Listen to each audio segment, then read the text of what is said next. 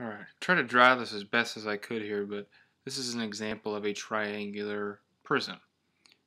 It's a prism because it's got a base on the bottom and on the top. If it was just a pyramid, we would just have a triangle on the bottom and it would all lead up to the top. But this is definitely a prism because we've got our two triangle bases. Now, surface area, again, is just how much space the outside takes. Remember when we cut out those squares, how many squares would fit on the surface of this? Okay, so surface is exactly how it sounds. It's the area of all the surfaces. These are a little tougher because one, you have to know what the area of a triangle is, which isn't hard. It's base times height divided by 2, or length times width divided by 2. That's one of the tricky parts. The other part is just keeping all the numbers straight on here, because those boxes that we did, or the rectangular prisms, were nice because like we had back, front, top, bottom, side, side. It's going to be a little bit different. We're going to have to really work to get the sides down. So I've got the two triangles for the bases here, and they're going to be the same. This triangle here in the back behind it and in the front are going to be the same. We've got 8, 4, and 10 on there. We need a base times a height. And our base and our height, our length and our width, have to make a right angle, which would be right here. So we have to use the 8 and the 4. Okay. Now, if we had like a line that was drawn from here to here, we could use the 10 and whatever that is, because that would form a right angle. But since we don't have that, and we already have these two that form a right angle, let's just use those. Okay. So we're going to have 8 by 4 and 8 by 4. Length times width, our base times height, is going to be 32 for both of these, but it's a triangle, so we have to divide by 2, so we're going to have 16.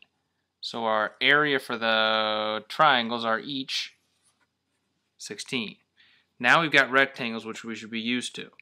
Now we just have to make sure we can pick out the sides here from the numbers we have, which we should be able to do. The drawing's not perfect, but hopefully it's good enough that you can see.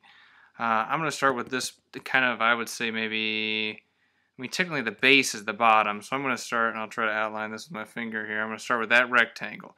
That rectangle is going to be 4 by 6. Okay, so I'm going to put my 6 and my 4. The area of that's going to be 24. We don't cut it in half because it's not a triangle, it's just a rectangle like we've done before.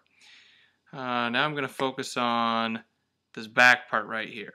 Okay, this back part is going to be 8 by 6, because that would be the same as that. So I don't know if I need to draw on a 6 there or not, but that's going to be 8 by 6.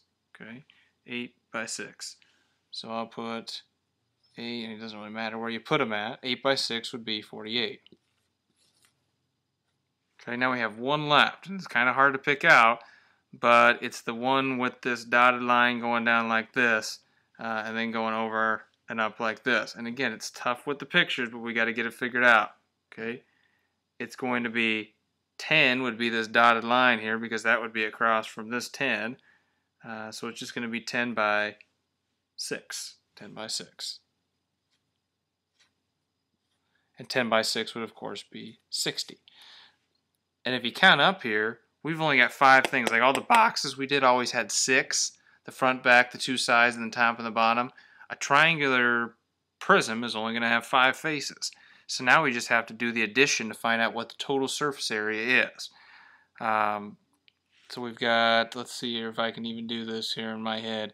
So 40 and 60 would be 100, and then 8, 108, 118, 128, plus 4 would be 132, 152, 162, add on the 6, 168, plus 6 would be 174.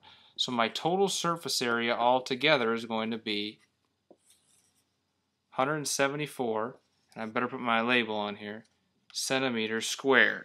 Okay, we need square centimeters, or square whatever unit of measurement it's going to be, because we want to know how many of those squares fit on there.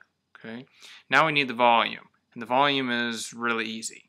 Okay, the volume is just going to be the area of the base of the shape times the height. Okay, the area of the base is going to be the area of one of these triangles right here. Okay, so I just need to find the area of one of these triangles. The area of one of these triangles is 16. Okay, so basically I just did base times height divided by 2, I found the area of the triangle, which is going to be 16. It was 32, but we had to cut it in half because it's a triangle. And then I just times it by the height of the shape. Because if you think about how when we built those blocks for the volume, we had those actual blocks, you found the area of the bottom layer, and then you multiply it by how many layers there are going up. And it's the same thing here. If our bottom layer can hold, or in this case I guess it'd be at our top layer, but if our layer, one of our layers would be 16, and then it's 6 tall, we would have 6 16s. So we could just times that by 6. What would that be? 96. So we have 96 centimeters cubed to the third power. Because remember, volume is how many of those blocks we could fit in there. So our surface area is just the same as we've done it before, only we've got triangles.